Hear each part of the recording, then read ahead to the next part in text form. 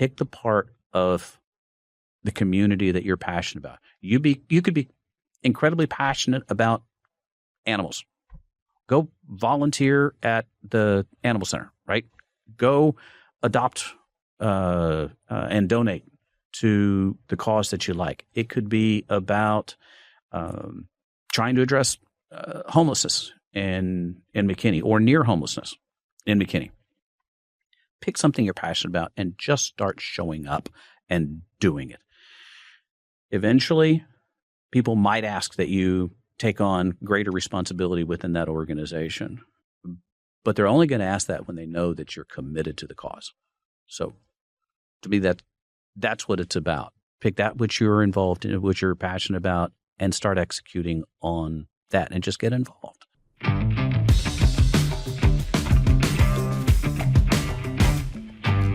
Welcome to the McKinney Podcast, the show that celebrates what makes McKinney unique by nature. This podcast exists to spotlight the people, the organizations, and the events that shape our great city. You can count on every episode to tell a compelling story and help increase your awareness and perspective on what's happening around McKinney.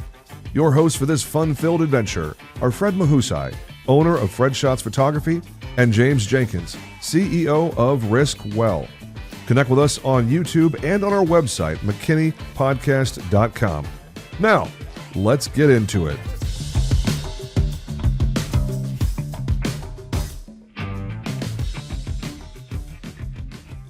Hey folks, welcome back to another episode of the McKinney Podcast. We celebrate what makes us unique by nature. Our guest for this episode is Mr. Chris Wilkes. He has done a lot. I'm not sure what title to use for him. Probably the easiest thing is board member of McKinney Community Development Corporation and twice retired business owner and professional? Definitely retired, but now I'm doing consulting again. So yeah, of course you are. You're out of retirement. Yeah, semi-retired. How about that? Well, for folks like Mr. Wilkes, you never actually retire. You just stop doing what you were doing before and do something different. You know, people call you with some fun projects, and it's like, Yeah. Okay, yeah, that sounds interesting, and so that's why I was in New York yesterday and working with a company up there, and it's just fun to go see some of these different businesses and what they're trying to accomplish and be able to work with them some. So and if they pay you to do it, then that's fine too. That's right. Now, I know you are McKinney all the way through because you're literally wearing McKinney on your shirt. I love this shirt. I wish it fit me. I'm an oddly shaped human, and I had to give my shirt away because it just didn't fit me right. But thank you to the MEDC for having really good swag. Yeah. They're doing a new one this year. Yeah? Yeah. So different design and stuff. Awesome. And now, well, I think we're going to copy the idea at the CDC and see if we can do something too. Cool. Like do all the different projects that we've done wouldn't that be on a neat? shirt. So Love it. Yeah. So what's the backstory, Chris? How did you get to this chapter of your life? You've got a lot going on. You've done a lot in technology. You've done a lot in consulting, M&A stuff, venture capital stuff. Like you've been involved in a lot of different things in your career. Well, whatever backstory you want to give us, how did you get to this part in your life? Oh, I don't know. The career paths always take a strange path, right? So you get to some place because it was just, hey, this step looked interesting. I can't say that I sat there out of college and I had some type of a master plan for where I wanted to go. What was your degree and where is it from? So my undergraduate is marketing from Texas Tech. And then I have an MBA from Texas A&M. Gig 'em. Oh my gosh! So you got the ring. I claim A&M. You don't claim your undergrad. Well, this last year I was kind of rooting for Tech. That's right. This to this. That's right. But it's pretty easy. You just pull that index finger back.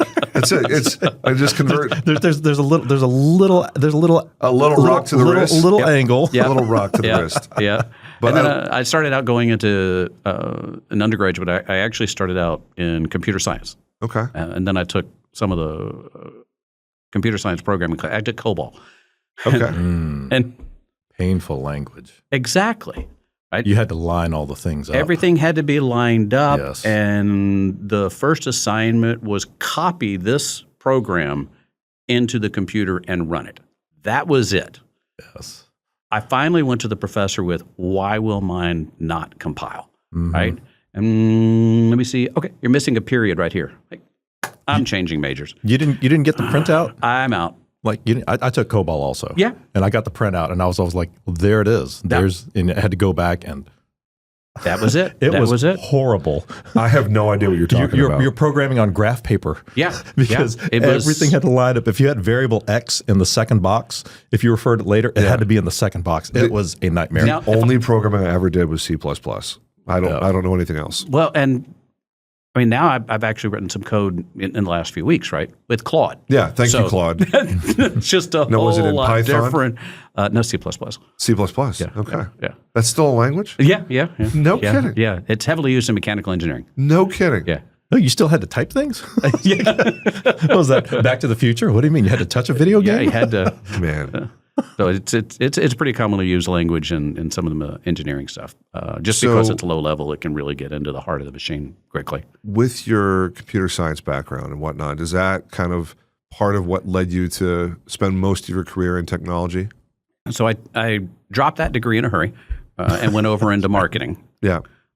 And then my first job out of college, I worked for Southwestern Bell in the computer center. And so we actually had I managed the storage infrastructure, right? And the storage infrastructure consisted of 600 megabytes of storage on a football field size room. 600 megabytes. Right. So less than you have on a phone, way less than you have on your phone, probably less than you have on an Apple Watch. And so I ran that for a while, and from there went into management. And so I never really stayed in technical after that. Right? So career moved over into management and then got into sales and kind of took a different path through a few different companies and finally got into the point where I was doing some amount of M&A. So I'd had some leadership positions in some companies, and then we started doing some acquisitions. And so I managed a few of the acquisition processes, and that was really fun. Right? So it's kind of like sales, right? It's just really, really big ticket items. And so I had a great time doing that. Did that for a while, and then started my own company. Then ran a company in McKinney that was an engineering company. And so that was a huge switch. I had not done anything in engineering. All of my jobs were in IT providers, right? Either services or hardware or something like that. And then switched over in mechanical engineering because I got a call from a recruiter and they wanted somebody to come up and run the sales division for a McKinney-based company that does mechanical engineering. And I thought, wow, that really sounds interesting. So came up and ran sales for them for a while, and then eventually took over as CEO. Now they're still here, Sigmetrics, and we actually looked at moving into this building. They're now at 121 in Alma over there. But for years, we were headquartered right above Square Burger. Yeah. Well, how about that? Yeah. Downtown. Yeah. That second floor right there on the corner. That was absolutely horrible. Was it torture? You know all how the smells coming hungry up? you were I by know. 10:30 when they Yes. start doing prep. Oh, my gosh. Yes. Yeah. And you're just, it was. I would be having a burger 5 times a week. It was a very bad diet plan, except Well, get the sweet potato fries. You can balance that up. It was so tasty. Very convenient, though. Yeah, very convenient. And, by 5 o'clock, there's a huge beer selection down there. So switched over and did that. They're still here. Sigmetrics, still a company based in McKinney and doing well. And then I left there. I wanted to start my own company. My largest distributor for Sigmetrics was an Italian firm called EnginSoft. They'd been around for about 40 years, and they distributed our software over there. And I was talking with the owner over there and said, if you ever want to open a U.S. operation, then we can talk. And he liked the idea, so we started EnginSoft USA. And so for years, I essentially kept their name, and they were an investor, but I own the majority of the company here as a separate legal entity. And we provide engineering services to all kinds of different companies. We studied how to unroll the solar panel for satellites for NASA. Very complicated. They actually self-unroll. It's like undoing a spring. Well, you don't want to get that wrong. You study the heck out of it, right? Because otherwise you've got no power in your satellite, right? So can't really fix it particularly easily. So we studied that. We study how engines get cooled. with oil, including electric engines. Anyway, most people don't know that. Go green, go EV. Entire things, motors inside are cooled with oil. And so never mind all of the oil that goes into mining the rare earth elements that make the entire thing work. Whole battery system But and all listen that. here, we just want to share that, we are about, McKinney and all things McKinney. And if you have an EV, we have nothing against you. No, nothing against you. In fact, I appreciate it because those designs are incredibly complicated, and we've been Job very security. involved with a lot of the EV companies. Absolutely. Because you can't study how oil behaves. So our company uses software to analyze it. I mean, you can't put a camera in it. You can't see. So we study how to analyze it. But And then hydraulics and fluid dynamics and all that stuff. Yep. Yeah. Aerospace, the hydraulic systems. I never had enough desire to do math to be interested in mechanical engineering, but man, do I have an appreciation for that work. So it's great. So I'm not a mechanical engineer. Right? I owned the company. I still own part of the company, but I own the company. But in general, the engineers want to be able to have cool projects, cool toys, and they want to be able to do things with that and solve unique problems. They're engineers. Yeah. They don't necessarily want to do marketing and accounting and all of those things, right? So we had a very happy relationship. They did their thing, and I stayed out of it because I didn't even know what they said half the time, and I did my thing. And as long as the business worked, it was great. So It's two different branches of math getting along with each other. exactly. 100%. So eventually, last year, I sold majority interest in the company. So now I still have some of it, but I don't work there full time. I'm part time there. And a consultant, board member, maybe, who knows? Well, it's not public, so Yeah. Okay. I mean, it's 3 owners, sure, board member. So why McKinney? You have all these other things going on. You're involved in other ventures. When did you land in McKinney, and why did you pick it? What about Sigmetrics? Obviously, was it just the job opportunity for Sigmetrics that brought you here, or was it something else? So we moved to Texas to raise our kids. So we were my wife and I. So, but the quick story I tell is I went out to California and lived there for 5 years working in software, but basically finding a bride, and then I brought her back home. Where in California? Sacramento. Sacramento. Yeah. So Alrighty. Met my wife, and when we decided to have a family, we decided we wanted to raise a family in Texas, right? So I targeted Dallas area, got a job the job was in Addison. And we moved to Plano. So I lived in Plano for 20 years, raised a couple of kids there. And as soon as my youngest finished high school, we moved. Right? You're not going to pull a kid out of high school halfway, right? No. That's a disaster. So then we moved. I was running the Sigmetrics company here, and was like, we don't need to. I mean, it's a 20-minute commute, right? So it's no big deal. I didn't need to move, but we were spending more and more time here. I got familiar with McKinney because we were headquartered downtown. Loved the area, loved the people, really loved the feel of McKinney, right? So the old small town feel that you get when you go downtown, the festivals that we have down there, and I fell in love with that. My wife did too. So we said, well, if we're gonna move anywhere, that's where we're going to move to. And so we got a place over in Stonebridge and moved up here. How about that? Another Planoite that saw the light. And Plano Relo. Kids moved out, and we upsized the house.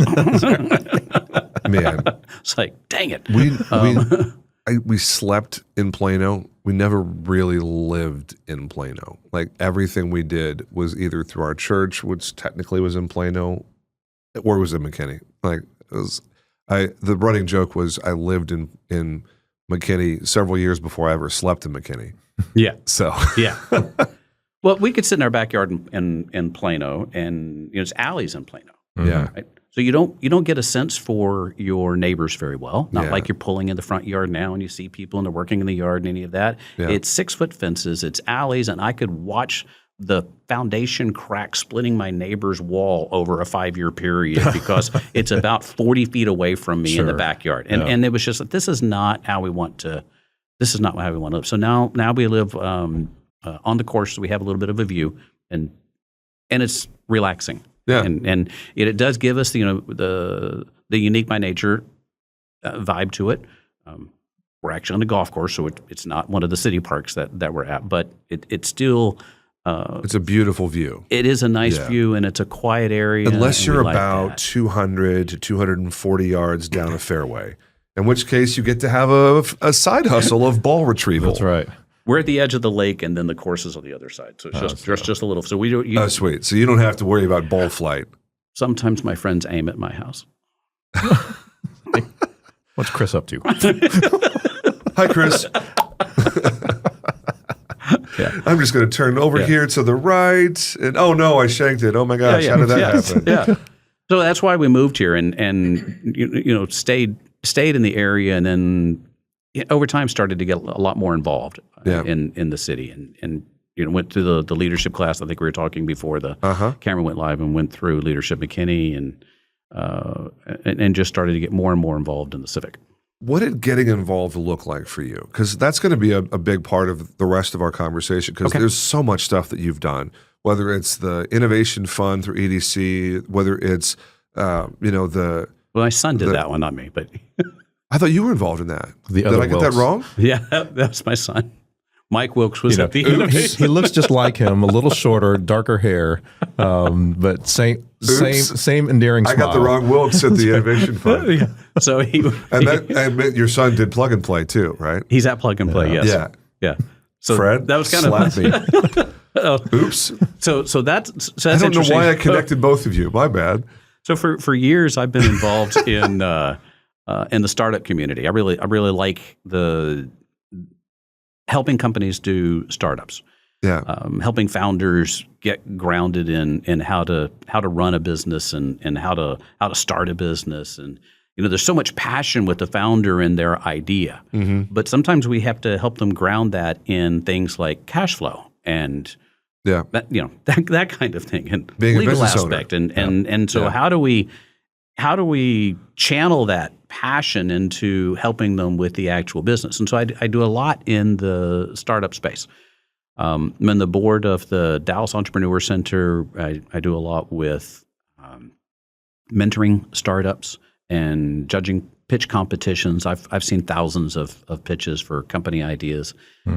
And that is something I'm very passionate about, is helping people grow their business and grow their dream. And that's just a blast. I never, as a mentor, it's all volunteer. They don't pay us. We don't take equity in the company. It's just trying to help them. I'm also an angel investor.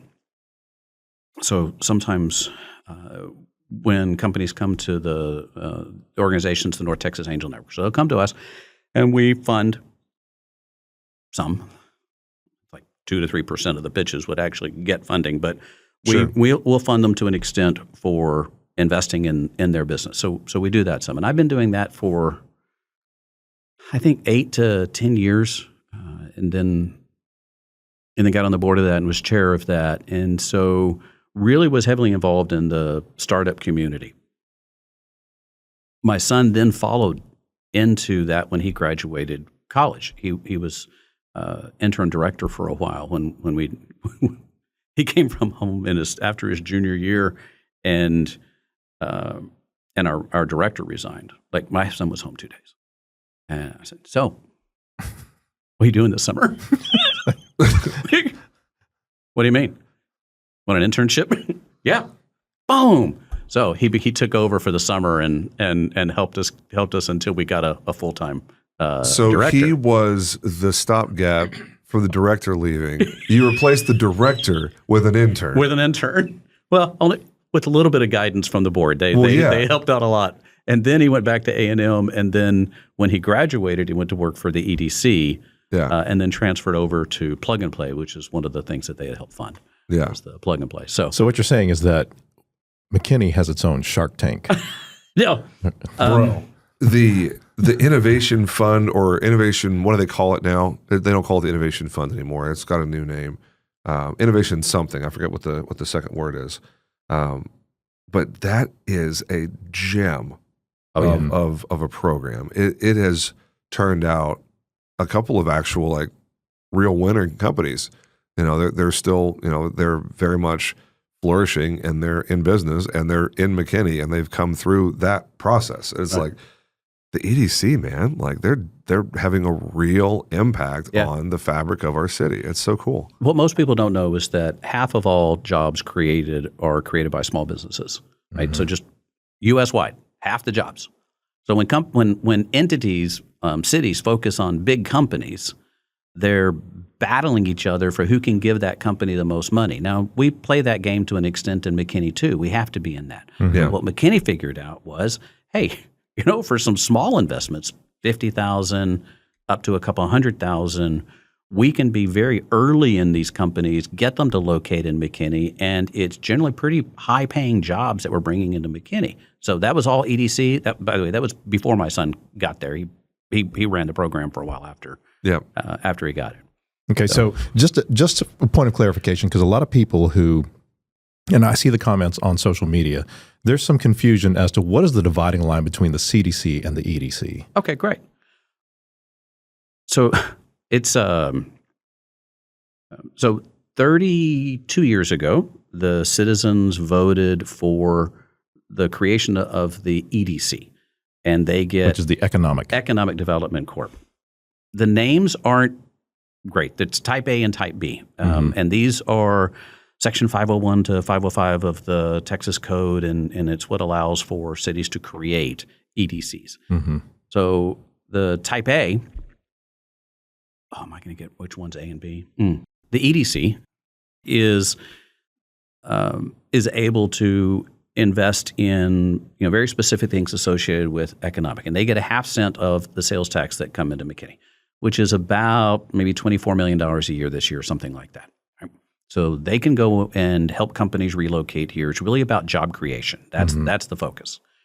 Okay, they don't actually have to have necessarily a public hearing about what they invest. Their board can do the investment. Most of their discussions, of course, are negotiations. You can't really, go public with a negotiation. Yeah. There's lots of NDAs involved. Lots of NDAs, lots of deals that don't come to fruition that they're working on. Okay. Like certain pieces of dirt that have had 3 different hotel contracts signed that never actually happened. I'm looking at you, Marriott. You dang well better build that JW. That's right. You gotta. Let's go, folks. Oh, man. Let's go. That'd be a nice property that comes in. So the Community Development Corp was voted in 30 years ago. In fact, we're celebrating 30 years this year. If you've seen any of our meetings recorded, we're having right now, somebody come in every month that was a recipient at some point in the past of funds. And they're coming in to talk about what has been the impact of those since those things are done. Because the decisions we make today, sometimes the projects don't even get finished for 3-4 years. The board could have completely changed. I mean, the max term on the board is 3 2-year terms, so they could be gone pretty quickly. So the first one that we had is parks. CDC has maybe about 300. I think we had 330 million over the last 30 years. 160-ish has gone to the Parks Department. So about half of all the sales tax money the CDC, and that's what the CDC is allowed to fund, is parks and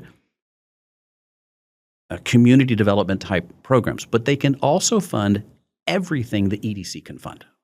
So it's a superset of what the EDC can fund. But we have to have public hearings associated with anything that we do. So if we give money to anybody, if it's a $1,000 grant to the Performing Arts Center for shows that are going on, which we just approved, it might have been $1,500. We have a public hearing about that. If it's $25 million to the JW Marriott, we have a public hearing about that. And so ours is a much more public process where we have the hearings and have those discussions. And we add on to whatever the EDC can do for other types of projects. So we can fund parks. We can fund Hugs Cafe in jobs creation, right? We can fund a wider number of activities. Okay, so that's the difference. Oh, that's great. So, and that's all specified in the code, right? Yes. So it's a Texas code says here's what you can and can't do. Yep. Full transparency, we talked about this podcast episode several months ago when Chris and I had coffee, just talking shop, getting acquainted and whatnot. And I serve on the Parks and Rec board. Chris, as the treasurer of CDC, came to the Parks and Rec board meeting to give a report. And after the meeting, he casually said, "Hey, what about that podcast episode? That sounds like fun." And I was like, "Bro, we're recording next week. Get your butt over here." And here we are. I love it. So then I flew back from New York yesterday. If you haven't seen the news, there was a jet landed at Newark Airport, where I was flying out of. Cockpit was on fire. They froze the airport. I didn't get home until about 1 o'clock in the morning last night. And you didn't cancel this meeting? It was not our plane. Yeah. But yeah, you could see the there was a ground stop. Yeah, it was a ground stop. There were slides. When we took off, we could see it. And no. Here's the emergency slides. Everything turned out fine. It was a JetBlue. I don't think I was going to say, don't drop names, but I'm curious. Yeah. Ryanair, JetBlue, Spirit, Frontier, one of those. Yeah. It was all of those. But you know what though? You mentioned airport. We have a little airport thing going on here. Are you going to try to draw him off sides? Yes. I'll talk about the airport if you'd like. He's been perfectly frank and upright about things. So, the Chris airport has some opinions. I've heard him riff on stuff. That's right. But are these official? Are these personal, Chris, or are these official? Well, I have no official capacity. Well, this is all right? personal. So That's true. I'm a board member, and I have no ability to speak for the entity. Everything's recorded, and you can see how he Texas votes. Open Meetings Act says he can't do anything without a quorum. Yeah. So, but I can talk about support for the airport and some of the things that have happened. Because I can tell you that's a hot topic, and every time one of our guests on the podcast, if airport or school or funding comes up, those are the things that really people want to know. Stances and positions and everything like that. So airport. Okay. So it'd be great if we circled back to that. Okay. And let's talk taxes for a minute. Okay. Let's go, man. Okay. So McKinney gets, you can go onto the city website, it's all public information. And so don't take mine as official. I'm pulling from memory, so check the website for official. Okay, Right. But he's the pro. Approximately, I think this year's budget was about 52% of the ad valorem tax, or 52% of the budget for revenue comes from ad valorem tax. For those people that don't know, everybody thinks ad valorem is property tax, which means your house and a building. It's actually any property. So like this desk, when you fill out your property tax, this is listed in there as an asset, and this is taxed as a part of the office and the building. My taxes went up significantly for this new office. That's right. It was like new office, a couple all extra your equipment. $1,000 of taxes paid. Yeah. So everything in the building is also taxed, right? Mm-hmm. Right. So the ad valorem tax is heavily based on the real estate property. About 2/3 of all property tax is residential, single family. Is it single family or does that include apartments? Anyway, it's 2/3. So that is what is a problem, right? Our taxes our total amount we pay keeps going up, even though the city keeps dropping the rate, right? And then there's this, we lowered our tax rate, and the people are like, what? I'm paying more taxes. Okay, but we lowered the rate. It's just that the value keeps going up. Okay. Well, this is not great. I don't like paying increase in taxes every year. Nobody does, and it's quite difficult to continue to swallow that, especially for some of the people that might be on a more fixed budget. So when we look at that, about 2/3 of all of those taxes go to the school. Okay. I was looking at something earlier in this. How good's that video? Pretty good. Can I show something? Let's see. So if you look at the growth that it's had, I can be able to pull up the graph. There's a massive growth. Texas A&M did a study. Oh, there it is. You see that? Yeah, I'll just put it up here. Okay. The purple, that's by year for the last 20 years or so. Is that going to work? Okay. Oh, there it goes. Yep. Yeah, it goes. Popped up briefly. Okay. There it is. The top one, the purple, that's schools. Okay. I think the green one is county, and the red one, I believe, is city. Yeah, green is city. Green red is city. County. Okay. Blue is special purpose. Okay. And the top one is schools. So about 2/3 of all of your property tax actually goes to school systems, right? But it also goes to city and funds half the city budget. So we want to try to lower that burden. Okay, well, how are we going to do that? Well, in McKinney, we have a lot of our city is based on, or revenue is based on property tax, whereas some other cities have it in different areas. It could be more sales tax, could be a lot of different projects that they might do. The more projects that we can do that are a JW Marriott that might be a tax value of hundreds of millions of dollars, that's property tax, right? That's a lot. Now, or maybe an airport. City owns the airport, so it's not taxable.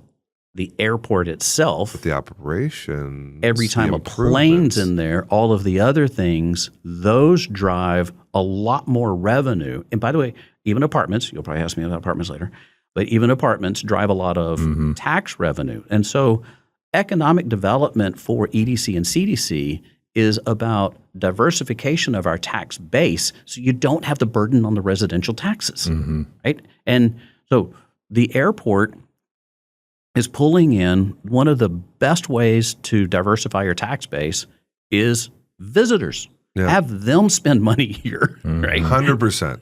If the more they spend money here, the hotel occupancy tax, hot tax that we get.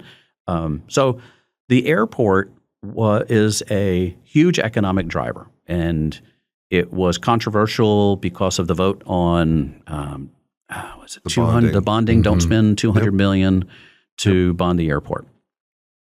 Understand that. The terminal goes from 16 gates to 4 gates. The terminal goes from 16 to 4. The funding drops down to, I think, around 70 million. Yep. And of that, 30 million is a loan from the federal government. Yep. Right? But the CDC had a bridge loan for that 30 until that the federal program finishes and actually gets done. So we had to put a vote out there for the airport for that, and that was a request from the city for us to do so. So I support the airport because it's a big economic driver. I understand some of the complaints, noise, all that kind of stuff. Look at the flight path, right? Where does it take off? Over the lake. On the south, over the lake, and over Fairview. They weren't enthused about it, but That's right. The airport was there before most of Fairview was there. So, including before my parents bought their house in Heritage Ranch. Yeah. Right? Oh. Yeah. It's like, I'm sorry, but if you buy a house on the south end of an airport, that's a you problem. That's not an airport problem. But they are looking at changing the flight plan to go more over Lake Levant. And to the north, where does it go?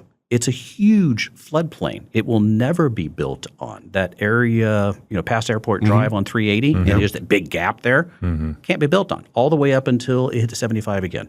So it's really a minimal number, and you can look at a heat map for noise. The FAA has a heat map for noise, and you can see where it goes. So I understand the concerns from an economic development perspective.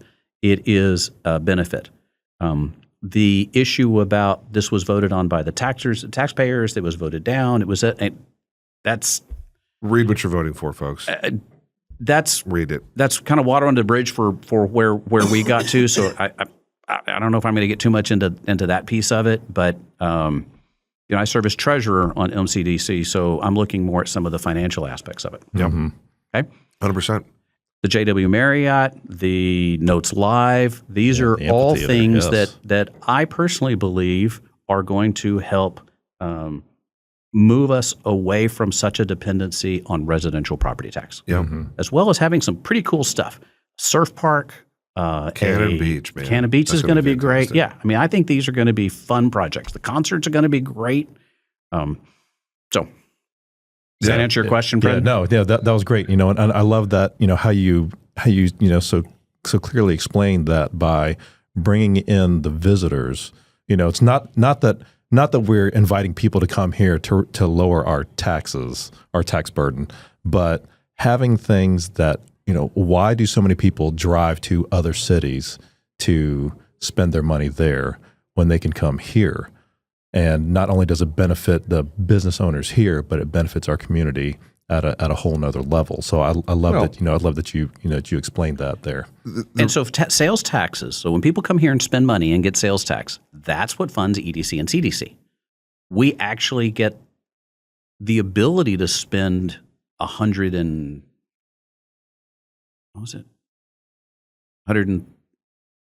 million on parks over the last 30 years because of sales tax. Yep. So, and we have great parks in McKinney. Well, we do have great so parks. much green space. The thing that is hard for residents to understand, unless they really think about it, why it's not nearly as profitable for residents to do all the same things that visitors do.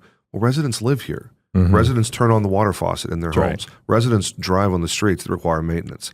Residents need the assistance of police and fire and public works and all of the other things that cost the city money. Whereas someone who flies in on an airplane, for instance, and stays in our hotel, money.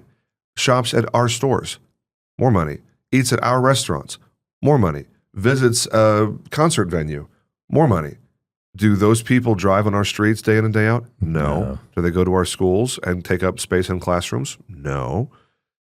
Visitors are substantially more profitable than residents. And folks don't like to talk about that because for whatever reason, they have a closed door policy to their amazing city that has great amenities and things that people want to come to.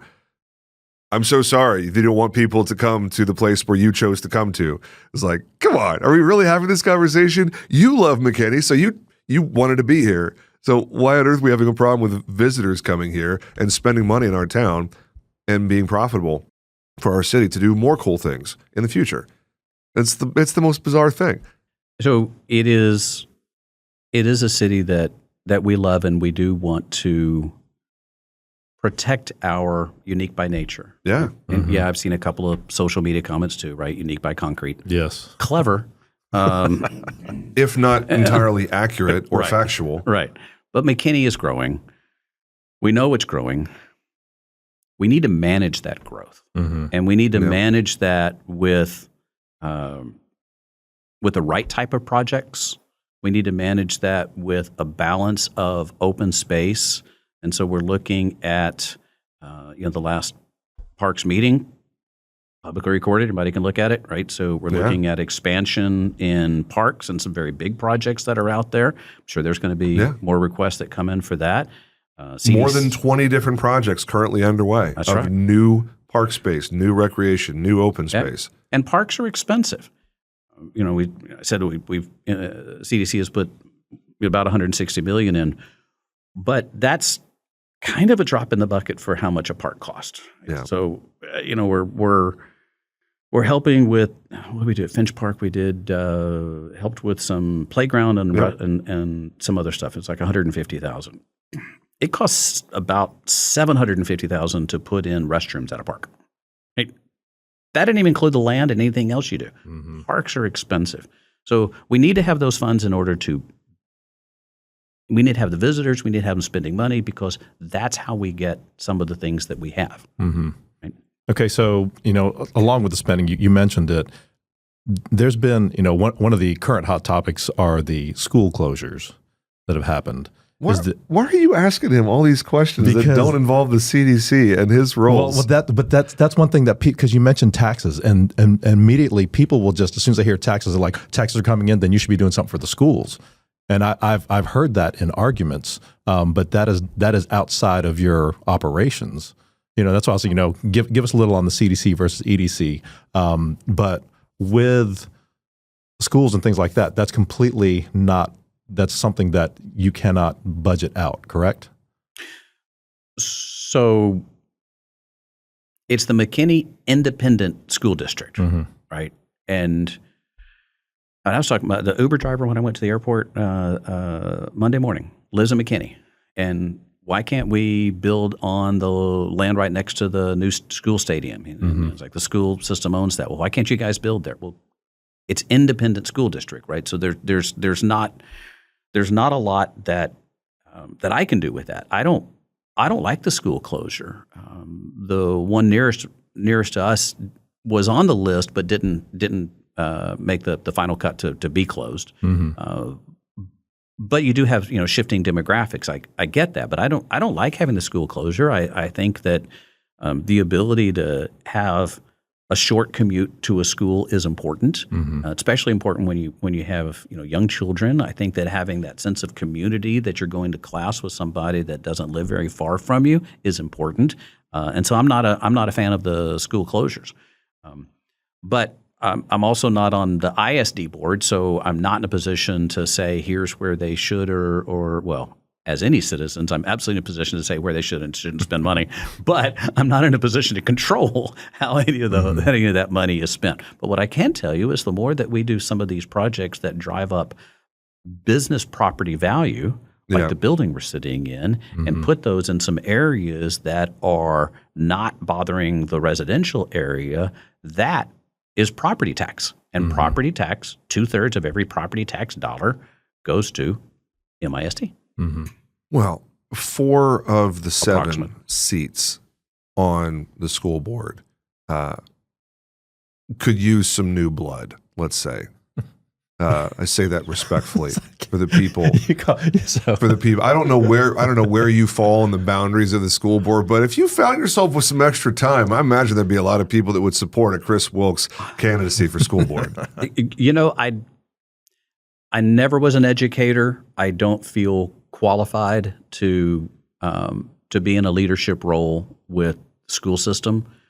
Good answer. My kids went to school, sure. Yeah. But that was about it. And I think to really understand not just the students, but the teachers that are there and how to retain good quality educators, you need to have some connection to the system, and I don't. So I'm happy volunteering in other places. I'm more poking at you than anything. I'm just having a little bit of fun. I just don't know. About me, man. Look at you. Well, I mean, there's no secret that this podcast speaks authentically. That's right. And we'd never intend to be inflammatory, but we're also not going to shrink away from saying, hey, you know what? If you've been on a board for 20 or 30 years uninterrupted, maybe give somebody else a shot. They're up for election. Yeah. Every 4 years on? I think it's 4. I think it's 4 years on school board. Yeah. We've had the privilege of having Corey Homer and Ken Ussery on here. Sean Pratt, superintendent, who I happen to think is doing a wonderful job. I mean, he's a McKinney guy through and through. Oh, yeah. He'll be retiring next year, the year after. Like he already said, he only has, the desire to do this for 3 or 4 years, and then he wants to get out. He wants to make room for somebody else. He hasn't announced his retirement yet, but when he was on the show, he's basically like, I'm not going to do this job for very long. I'll be in here for a few years, and then I'll let somebody else do it. Because, I mean, he's already been in McKinney ISD for 30-something years. Yeah. I was like, okay, he gets it. He understands stewardship. I don't have any problem with the staff leadership. I don't really have any problem with individual school board members. I just think when you've been around that long, not running for reelection should be a consideration. Because, I mean, the people, when they see a name on the ballot, they've seen on the ballot for a long time, and it's a known name. It's a known quantity. People are likely to run, vote for that person just because they're a known quantity. So, there's something to be said. And I'm not qualified to run either, so I'm not allowed to have a strong opinion on this because Lord knows I can't run for school board. That's not something I'm running Nobody has ever asked me to run for school board. Nobody's ever asked me. Just what you mentioned before. Today apparently is National Leadership Day. Yeah. Right. So, what does it take to be a leader? And I actually didn't think I'd be on the CDC board. I was on Main Street board. Right. Oh yeah. Right. I was on Main Street board for 3 years and a year alternate, maybe.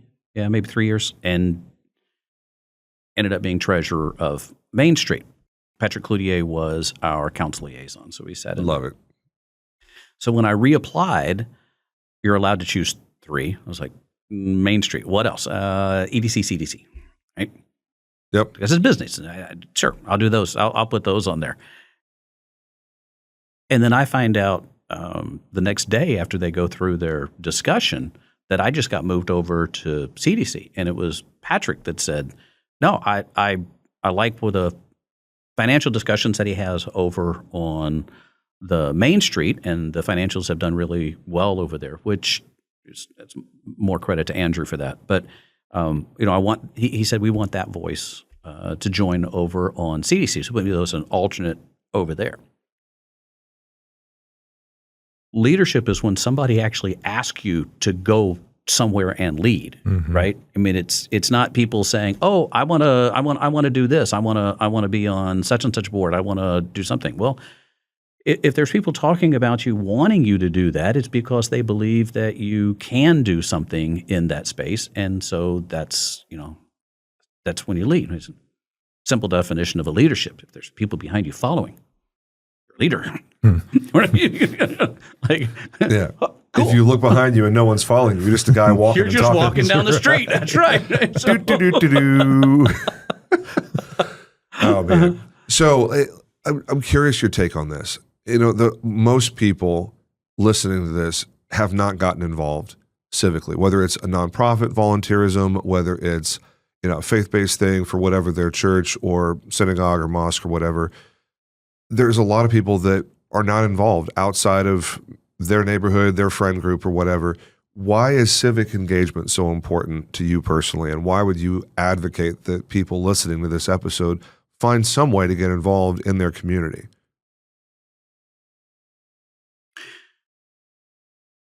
It's more than just having a voice in your community. It's contributing to where you are.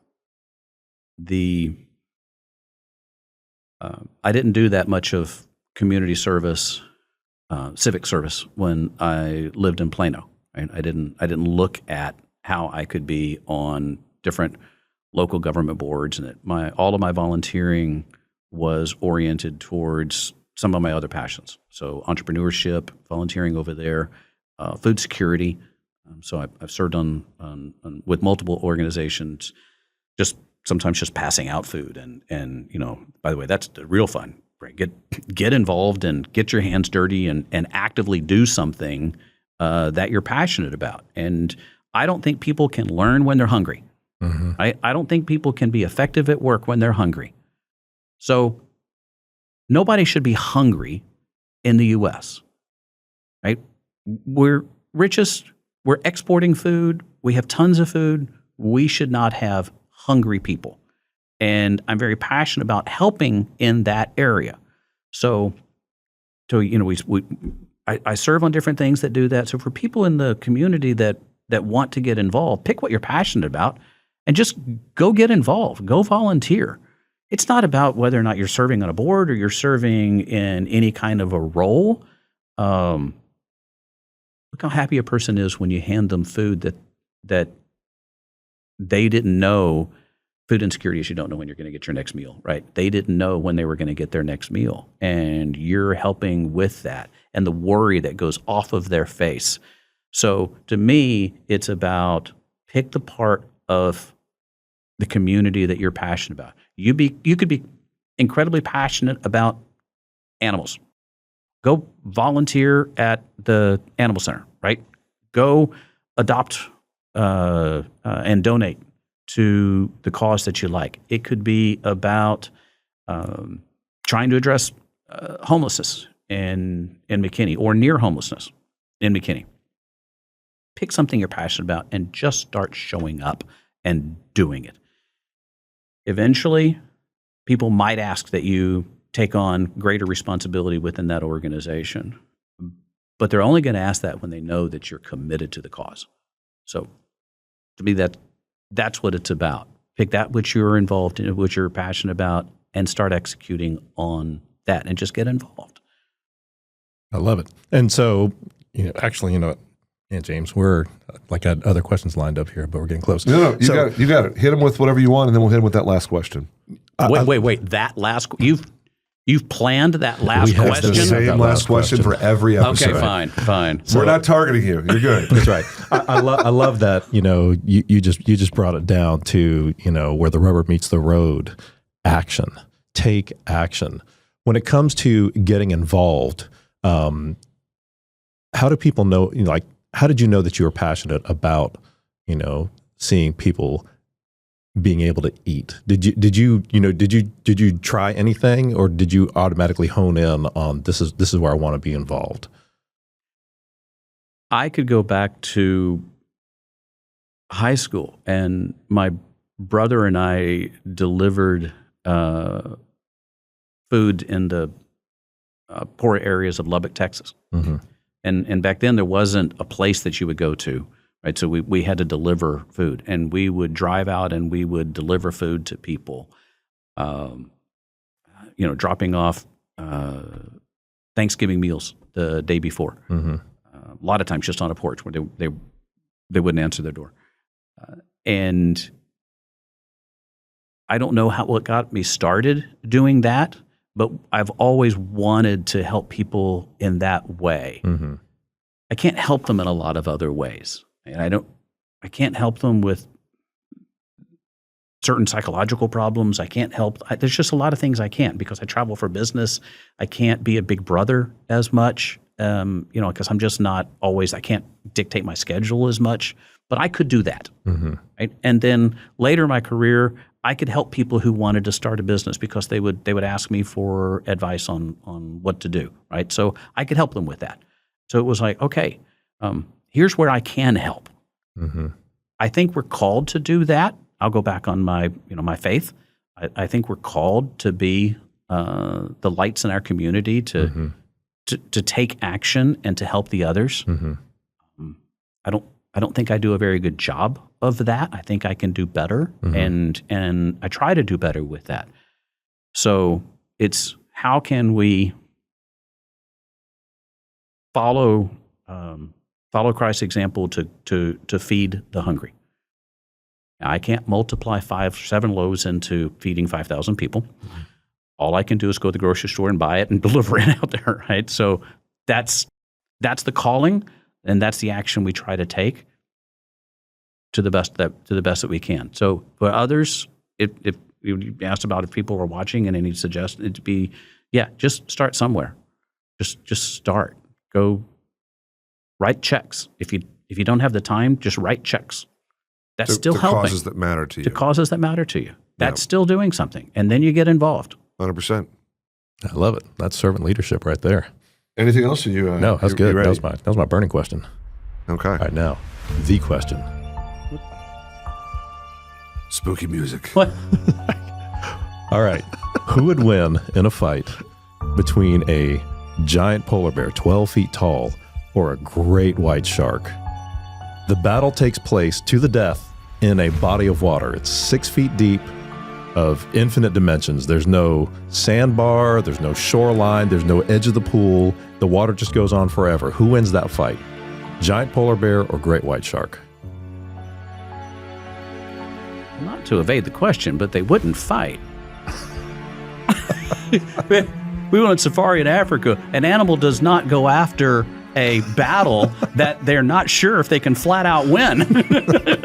But, all right, let's say that there's a food source they're battling out over there. Okay. Who wins the fight? I'm going with the polar bear. I like polar bears. Oh. I mean, the shark probably would, but I'm going to go with the polar bear. It's a sentimental favorite for me. Okay. He tried to get out of it. Yeah, no. You're the first person to say that in 70-something times of asking that question. What? Sure. Well, they wouldn't fight. Well, they wouldn't.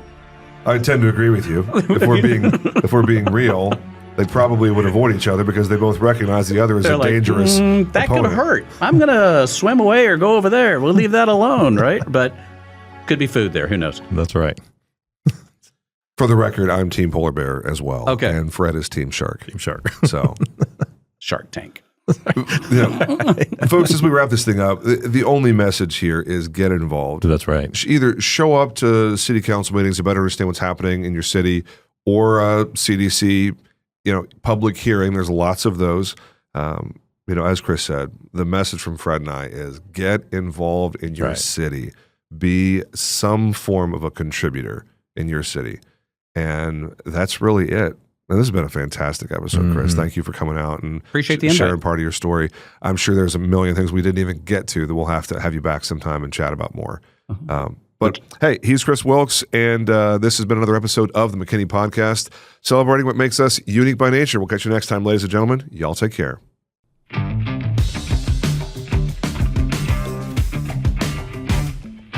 Thanks again for listening to and watching the McKinney Podcast. We drop a brand new episode every Monday morning. We'd love to connect with you and hear your thoughts, suggestions, and guest recommendations. You can message us on Facebook or send an email to us at mail@McKinneyPodcast.com. This entire production is a passion project for James and Fred and our lovely wives, Elizabeth and Allison. We're so grateful to have you along for the journey. We look forward to seeing you again next week and hopefully in person around town. That's all for now, ladies and gentlemen. Make it a great day.